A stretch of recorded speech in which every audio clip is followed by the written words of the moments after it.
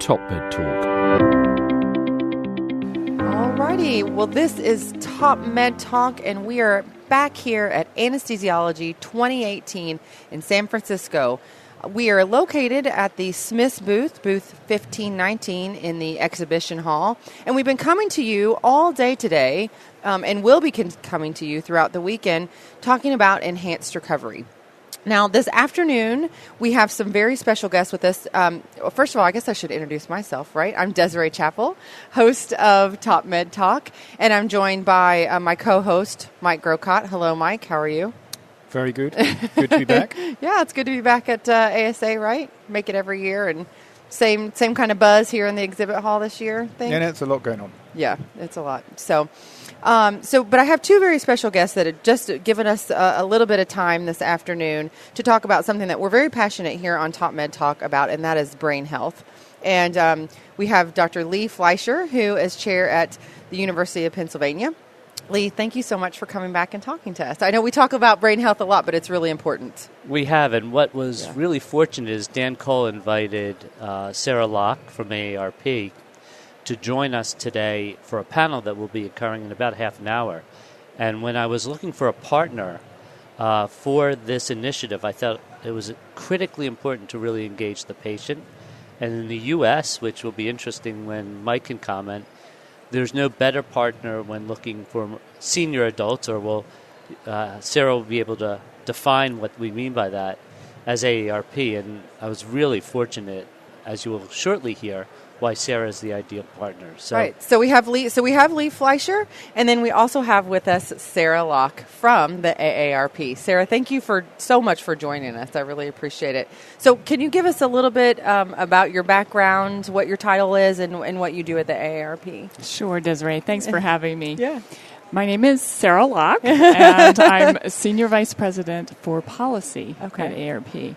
And because brain health is so important to people 50 and older, our membership, we have started something called the Global Council on Brain Health, and I'm the director of the Global Council on Brain Health. Oh, very good. So that's wonderful. You guys have kind of recognized that and taken that initiative on. Yes, and that's because we survey people 50 plus all across the country, and they, in no uncertain terms, have told us what's important to them. And brain health and the ability to stay sharp as they age is actually their top concern. Yeah. So we here on Top Med Talk, kind of our focus is perioperative care, perioperative medicine. And so everything we look at is kind of focused around the surgical patient. And we know that most individuals have about, 9 surgeries, I think, during the course of their life, somewhere around there. And we know that the aging population tend to be some of our number one patients. Mm-hmm. And so when you were surveying your constituents, I guess, was that something that concerned them, brain health, but kind of in the guise of surgery? It's actually fascinating. In my partnership with Lee on this effort and the American Society for Anesthesiologists, we have taken a new look at this question because we know people 65 and older will have at least one surgery in their lives, and many people have many more. Understanding its effect on older people has become a new issue for us. We've been primarily focused on lifestyle issues. What can you do to reduce your risk for cognitive decline as you age? And the idea that people so commonly experience surgery and have challenges coming out of surgery with either postoperative cognitive decline or delirium is a new area of focus for AARP as a result of this partnership and learning just what a significant issue it is. I'd like to focus, given the time and Sarah's unique opportunity. Yeah. Sarah here is the patient. And what was really interesting, and Sarah brought in a number of patients, we brought in one patient, is sort of their frustration now that they know this can occur, and it has occurred to them, with nobody telling them. So it really was quite clear at this summit that we had together that if we had normalized this a little or had made them aware, they may have chosen other decisions particularly for people who have dementia already, and maybe avoided surgery or changed the type of surgery, or actually the people who don't, not be so scared of what had happened. And I don't know if Sarah can comment. It was quite an experience to hearing the voice of the patient. Sure. It's so shocking for people to understand that this is a very common side effect of surgery. So I think just letting folks know that this is a potential so that they and their caregivers can get themselves in the best shape for surgery and think about what they can do as patients and as caregivers and family members. It's amazing. Very simple steps can make a huge difference in the outcome. So that was a revelation, and I think if more people were aware of the steps that they can take, it would make a big difference in outcome. Yeah. I'm going to jump in and Mike. ask the kind of this is your dumb question from a visitor in a foreign land. So I know what AARP is because I'm a frequent visitor to the US, but I'm not sure that the context, because we have listeners globally around the world. It might be just useful to throw in, I mean, obviously you're the voice of the patient, but just a little bit about the organization. Sure. So AARP is a nonprofit, nonpartisan organization. We have 38 million members in the United States. And our mission is to empower people to choose how they live as they age. So it's an organization that's very focused on people's health security, their financial security, and their well-being, what we like to call health, wealth, and self. So that's why this is of such interest to people 50 plus, is their well-being and their brain health as they age is critical to maintaining their well-being.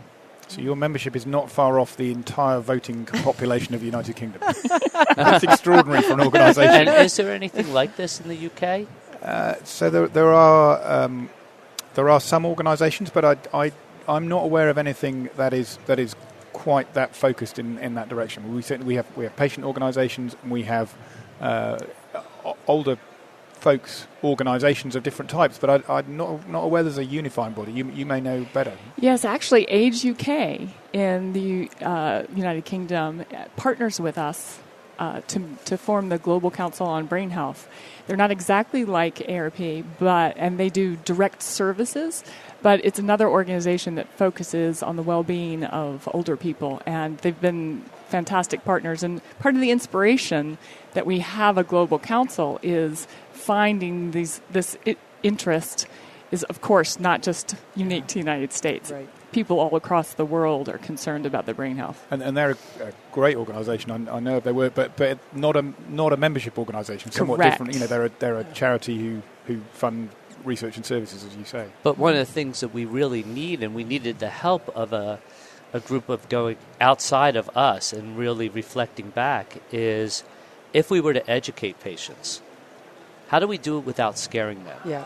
Because for a lot of patients, and that's what we hope to create with AARP, for a lot of patients, if they know what they need to prepare themselves and they have some idea of healthy living, and really the American Heart has wanted to join us very strongly with AARP of the exercise. You know, we were talking on the way here about yoga and other things That's you your can passion. do. It's my passion. And mine. So those sort of activities, and maybe even creating an infographic, is something that's high up on our agenda.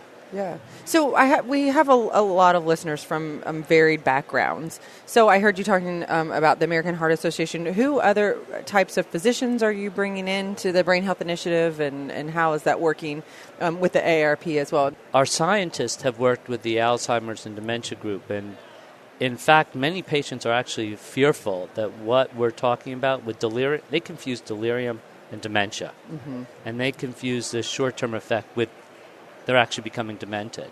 So we have partners scientifically, and it'd be interesting for Sarah to talk about the partners that they and the Global Brain Council have. So from the perspective of healthcare, geriatrics, of course, is huge into this. And so we've partnered not only with the geriatric healthcare providers, but the American Geriatric Society, but organizations like CMS here in the United States, the Administration for Community Living, the Centers for Disease Control, finding the public health messages around this, as well as individual groups like the National Alliances for Caregiving and nurse anesthetists.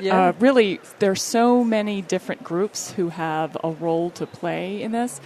But really, bringing the message of patient empowerment and awareness is what AARP is particularly interested in and focused on, because a well-informed patient is going to be able to go into surgery much better and then ask the right questions of their primary care physicians, of their surgeons, of the anesthetist, and actually understand what they're getting into. Yeah. Mike? So I'm a huge fan of the Brain Health Initiative, but one of the challenges I see, and I'm intrigued to know how you deal with the risk that,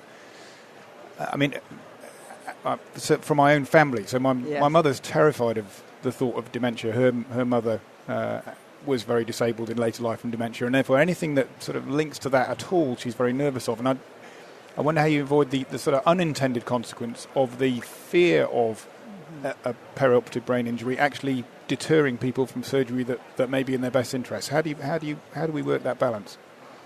Well, you have to weigh the risks, right? Because lots of people who have an emergency surgery, I remember one of the folks at the meeting, he was a bike rider and he fell and had the spike go through his brain. He didn't have a choice, right, of undertaking the surgery or not. But lots of people have voluntary surgeries, right? And so just making sure that they understand the risks, what they're getting into, because it's not a matter of turning them off a surgery. It's a matter of preparing them so that they can have a better outcome after the fact. Yeah. You know, Sarah, you mentioned one thing, a public health campaign. And I think my fear was we're going to medicalize this and patients will not understand how they can be empowered to minimize that risk. And really the reason it was so important that a group like AARP was our partner is if we create communication, you have expertise in educating patients so they're not afraid.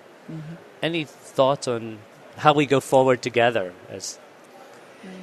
Well, I think that making sure that family members and caregivers are brought into the conversation so that it can be a team approach, right? Mm-hmm. And so thinking about how their healthcare providers who see them regularly can engage with the surgeons and with the anesthesiologists so that it's a team-based approach that everybody has a role to play, and making sure that people see this as a collective effort to get through the other side. I know that when my mother was going through this and she experienced delirium, if I had known, I would have made different choices about when and my family members coming in to take care of her, absolutely. make sure that somebody was there familiar with at all times.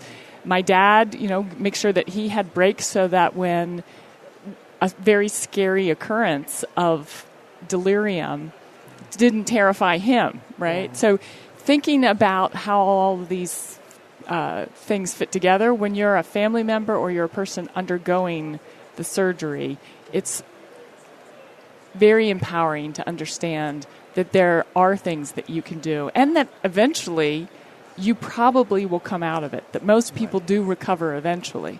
And so thinking about those things, and Lee, you probably can speak to this, of how often this happens.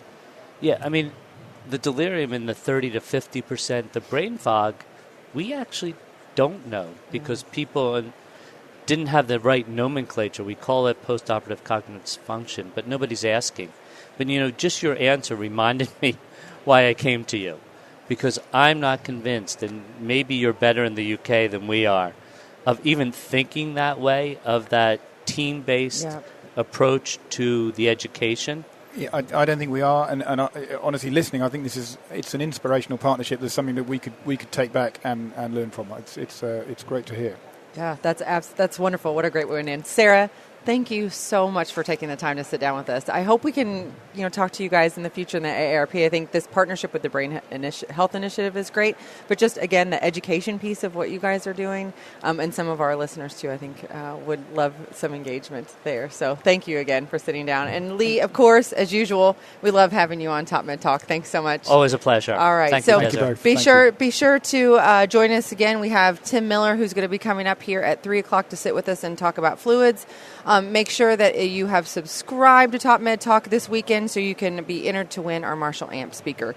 All right. Thanks so much. Top Med Bye. Talk.